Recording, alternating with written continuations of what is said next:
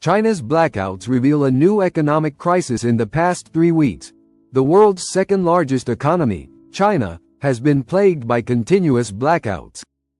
More than half of its provinces have been subjected to strict energy rationing. Businesses have been forced to close early, factories have been told to reduce production, and even essential services like traffic lights and elevators have been shutting down with little or no warning, causing chaos in a country with heavy traffic and numerous skyscrapers. The real tragedy here is that all of this is simply a market failure. There have been no natural disasters or conflicts that have destroyed power lines or shut down power plants. In fact, the country's capacity to produce and supply energy is the best it has ever been. So, there is something more going on here. Regardless of the underlying causes, this couldn't have come at a worse time. China was in the process of rebuilding its economy after the pandemic, preparing to host the Winter Olympics, and dealing with the collapse of some of its largest companies. Even in the best of times, power outages like these can be devastating. Economic prosperity and, by extension, living standards are closely correlated with access to energy.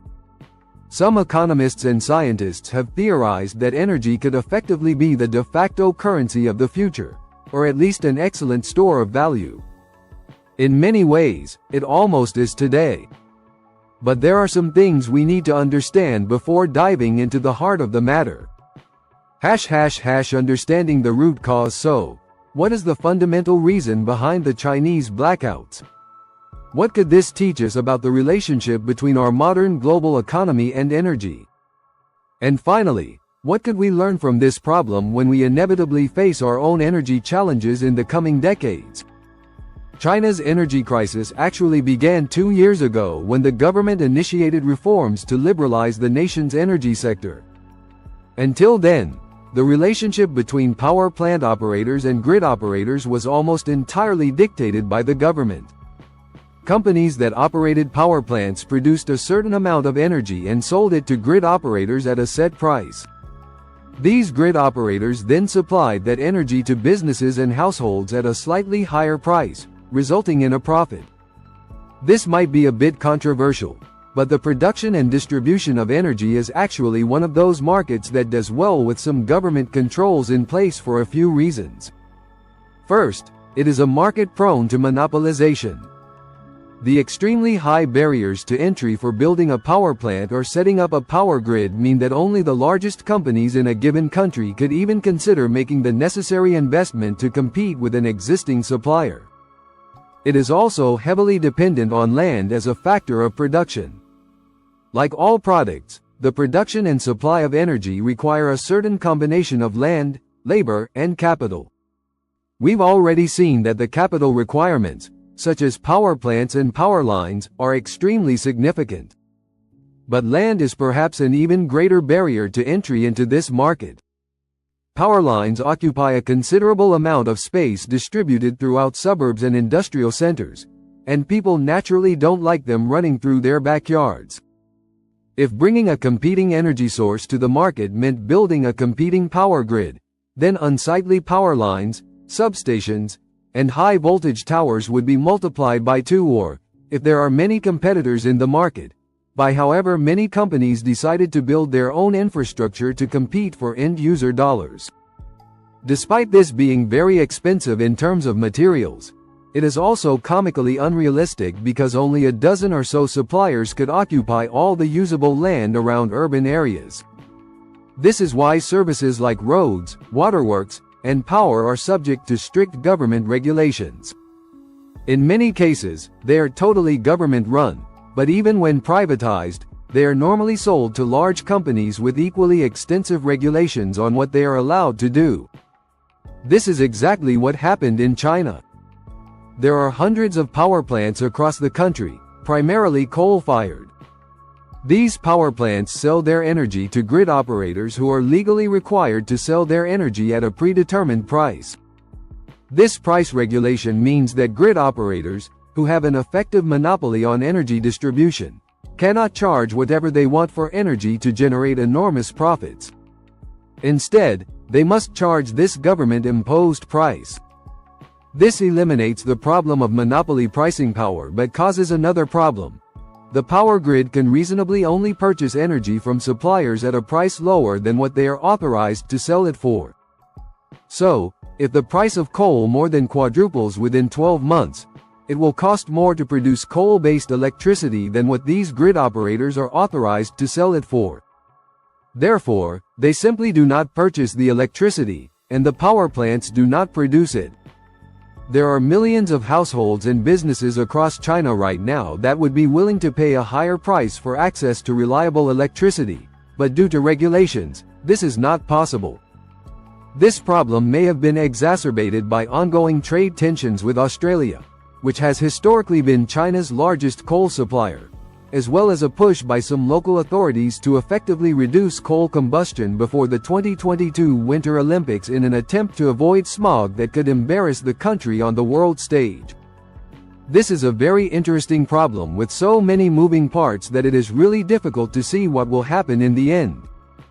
But in reality, I'm not raising this to talk about fundamental issues or to speculate on future problems in China.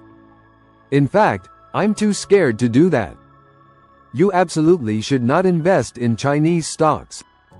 Even for the most experienced investors, the market for Chinese companies is not exactly the promised land of double-digit annual returns you might think it is. Just moments after the Chinese government repressed so many components of the tech industry in China, we've seen DD go down materially. I don't know how much DD has a stake in instruction, but let's take a look at what is perhaps the nation's most urgent problem at the moment. The real estate crisis. The real estate market in China is a multi-trillion-dollar time bomb. The company is the world's most indebted real estate developer, with about $300 billion in net debt. Its bonds are included in a series of indices across Asia, indirectly creating more than 3 million jobs apart from jokes. Even if there is nothing necessarily unique about the Chinese real estate situation, we saw similar problems last year in Texas with their variable pricing models that left millions of people without electricity and millions more with devastating energy bills. In reality, this is perhaps a symptom of a much larger economic factor, and that is the relationship between energy and prosperity. When we look at indicators and predictors of economic well-being, there are some things economists will turn to in order to paint a picture. GDP per capita, life expectancy, education level, corruption, and even combinations of these factors used to create things like the Human Development Index. But perhaps one of the strongest determinants of prosperity is access to energy. If we look at a list of countries that consume the most energy per capita, it almost perfectly aligns with the list of countries ranked by GDP per capita. The same is true if we look at just the aggregate numbers. Total energy consumption and total GDP tell a very similar story. But this raises two important questions. Is this a case of richer countries naturally using more energy to fuel more luxurious lifestyles? Or is it that countries with more power naturally become richer? Whatever the answer to this question, how do you explain this? China uses 7.5 million gigawatt-hours of electricity per year, which is almost a third of the total electricity consumption in the world and more than the next 7 largest economies combined. Despite this, their economy is still smaller than America's and certainly much smaller than all these other economies combined. So, what is going on? And why is there this massive apparent inefficiency? Let's take America as a generic advanced economy. Its electricity consumption is fairly evenly divided between residential, commercial, and industrial. There is also a small percentage that is used for transportation, like electric cars, buses, and trains. But for now, we can practically ignore that. Residential consumption is the largest share of this consumption and fundamentally represents everything that happens inside the home. It also represents activities done from home, for example, using a computer to work from home or maybe even mining Bitcoin in your basement. These should be considered commercial use, but the EPA, which created this report, doesn't have an effective way to monitor it, so they simply grouped it into residential. Despite these marginal factors, we can generally suppose that this is the sector that uses energy as a result of wealth rather than the sector that is increasing wealth. If we want to examine the use of energy that creates wealth, we should instead examine the commercial and industrial sectors. And by the way, if you are confused about the difference between the industrial sector and the commercial sector, don't worry, I was too.